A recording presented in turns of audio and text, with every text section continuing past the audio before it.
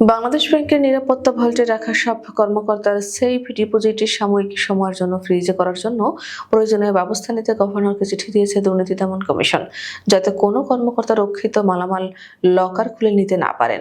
দুদকের পরিচালক কাজী সায়েমুজ্জামান মঙ্গলবার একটি গণমাধ্যমকে এই তথ্য জানান। বাংলাদেশ ব্যাংকের গভর্নরকে দেওয়া চিঠিতে বলা হয়, গত ২৬শে জানুয়ারি আদালতের অনুমতিতে একজন ম্যাজিস্ট্রেটের উপস্থিতিতে অনুসন্ধানের উদ্দেশ্যে গঠিত দুর্নীতি দমন কমিশনের টিম বাংলাদেশ ব্যাংকের কয়েন ভল্টে রক্ষিত অভিযান সংশ্লিষ্ট সাবেক ডেপুটি গভর্নর শীতাংশু কুমার সরু চৌধুরীর সেফ ডিপোজিট তল্লাশি করে। তল্লাশিকালে রেজিস্টার পরীক্ষা করে দেখা যায়, সেখানে বাংলাদেশ ব্যাংকের অন্য কিছু কর্মকর্তাও সিলগালা করে সেফ ডিপোজিট রেখেছেন। এসব সিলগালা কৌটোতেও অপ্রদর্শিত সম্পদ থাকার অবকাশ রয়েছে। বাংলাদেশ ব্যাংকের বিভিন্ন পর্যায়ের কর্মকর্তাদের বিরুদ্ধে অর্থ পাচার সহ বিভিন্ন অভিযোগে দুদকের অনুসন্ধান চলমান রয়েছে বলে মনে করছে দুদক।